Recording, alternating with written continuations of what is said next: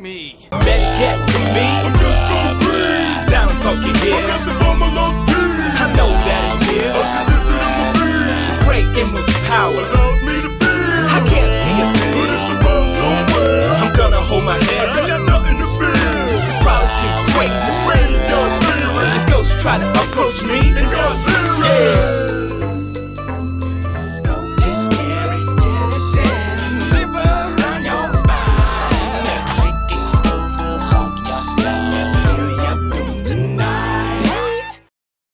Greetings everyone old and new, welcome to Haseo Reviews, and welcome to the first annual Halloween Spooktober Marathon! Those of you who know me personally know that I absolutely love the month of October.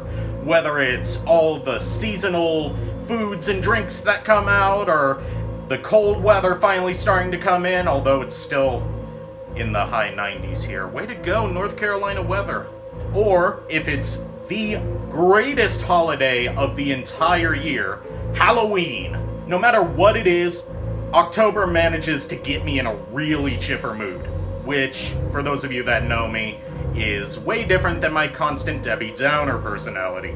So, what better way to start off the season of the witch than with a tribute to gaming's favorite iconic witch protagonist, Bayonetta. Bayonetta began development in early 2007 at Platinum Games, a newly formed studio made primarily of former members of Capcom's defunct Clover team. The project was directed by Hideki Kamiya, who had previously directed Resident Evil 2, Okami, Beautiful Joe, and his claim to fame at the time, the first Devil May Cry, with art designed by Mari Shimazaki, and all porting duties for the PS3 being handled by Sega, the game's publisher. The game would be initially released in 2009 for the Xbox 360 and PlayStation 3, with ports to the Wii U, PC, and Nintendo Switch following in subsequent years, each with their own differences in performance and features.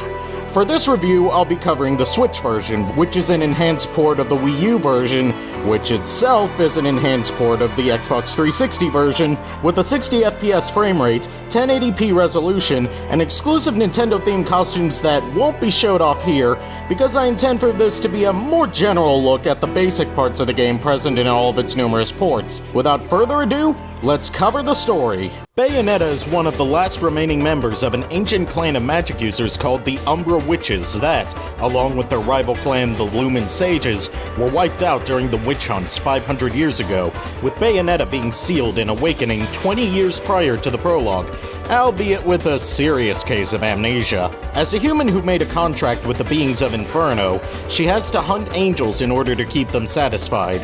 She hears from her informant Enzo that the missing half of a pair of mystical artifacts, known as the Eyes of the World, has been traced to the land of Vigrid. Already possessing one of the eyes herself, Bayonetta sets off to investigate these rumors, along the way encountering a rival Umbra witch named Jean, who seems to know about the secrets of her past, Luca, a bumbling investigative journalist who witnessed his father being killed during Bayonetta's awakening, and Cereza, a young girl who refers to Bayonetta as Mummy and, according to the ominous voice that keeps speaking to Bayonetta throughout the plot, is the key to regaining her lost memories. She battles her way through the angelic forces, including the gargantuan Cardinal Virtues, who continually taunt her about her amnesia and hinting that there's more to the scenario than anyone is aware of, before praying to their god Jubileus as they're dragged to Inferno.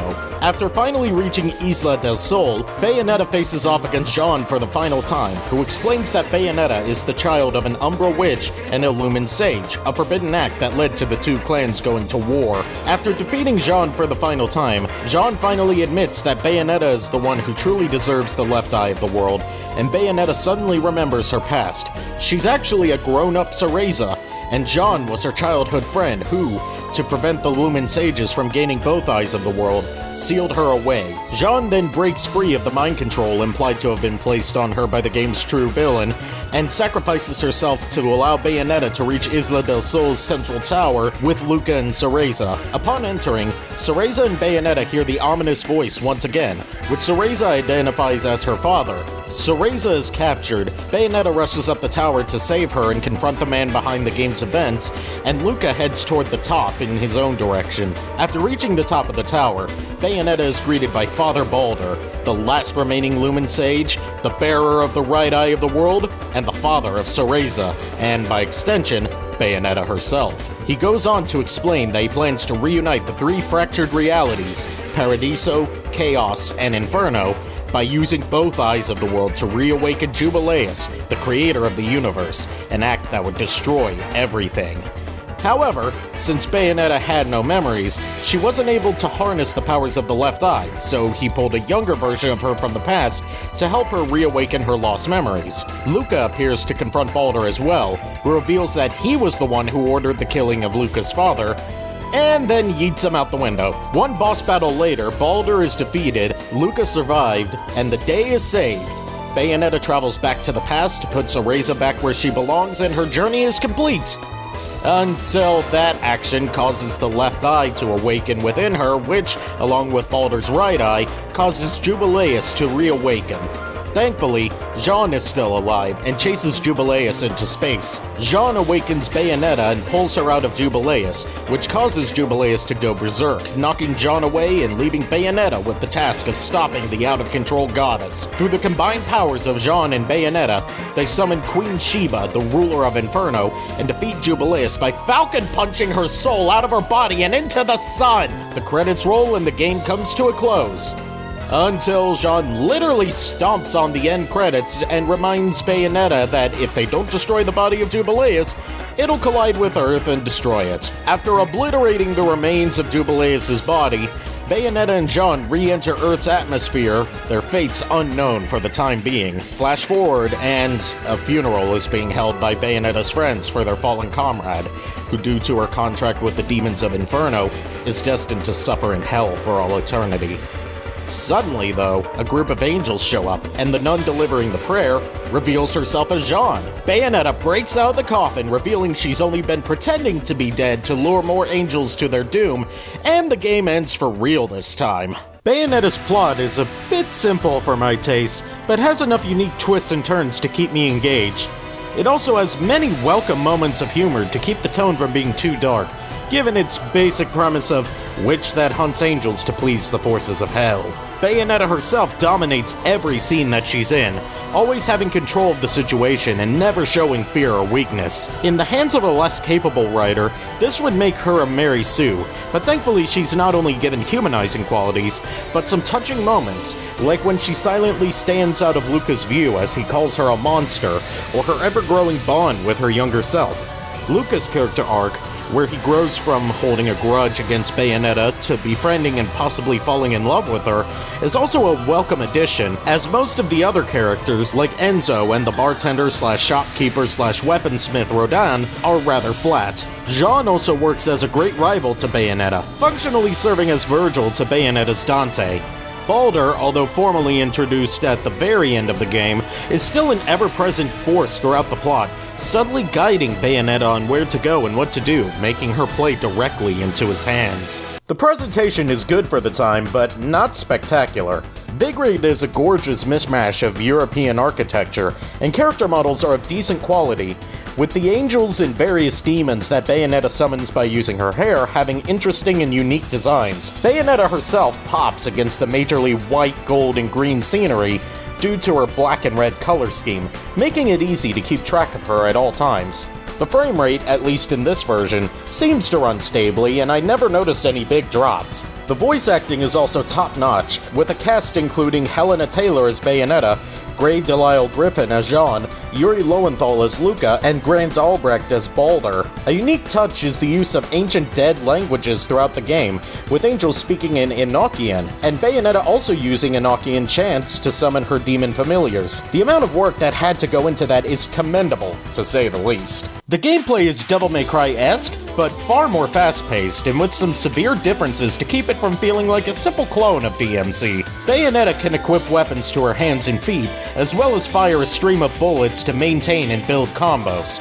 She has a dedicated dodge command, and dodging at the right part of an enemy's attack animation triggers Witch Time, a state where everything around Bayonetta is slowed down to a crawl and she deals more damage. By performing certain combos, Bayonetta can perform what are called Wicked Weaves, where she summons a giant fist, foot, or weapon to deliver a devastating final blow. Building up the magic gauge by avoiding damage while dishing it out allows Bayonetta to perform a torture attack, a quick-time event that deals massive damage against a single enemy. Bosses and certain larger enemies can be finished off with an Umbran Climax, where Bayonetta summons one of her demonic familiars with her hair to destroy the enemy in vicious ways. More weapons can be unlocked by finding angelic LPs, some of which need to be found in pieces, and taking them to Radon in the shop, which can be accessed through portals placed in specific parts of each stage or on the level select menu.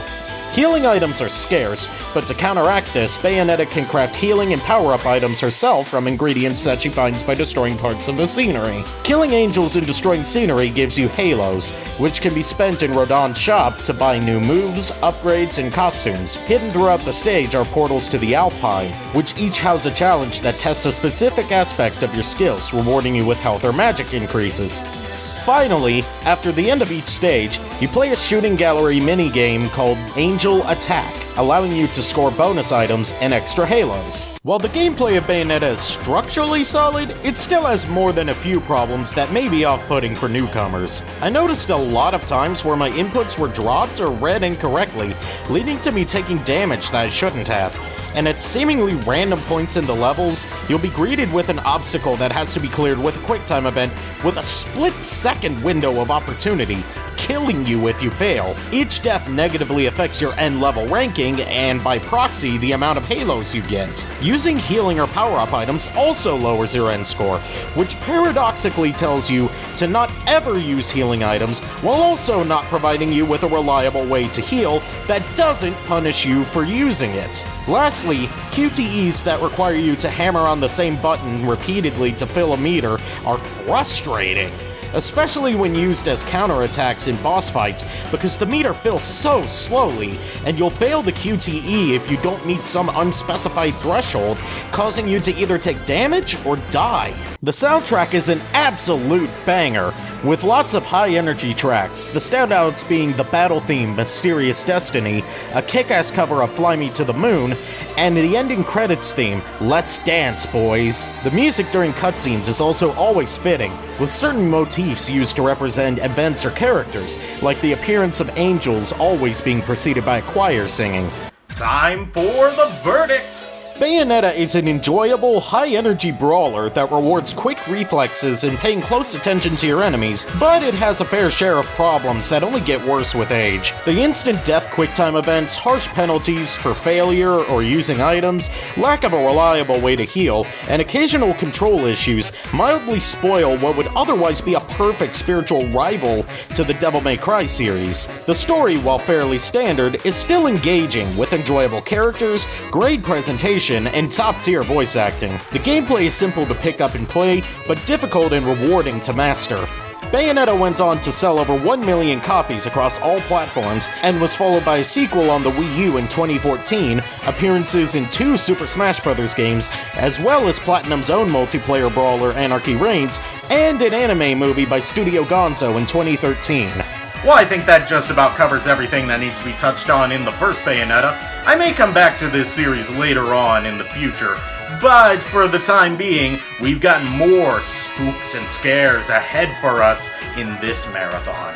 Tune in next time for a brief, horrifying departure that a classic series took in the 2000s and early 2010s, trying to explore new ground and reinvent itself for the modern age, and failing spectacularly.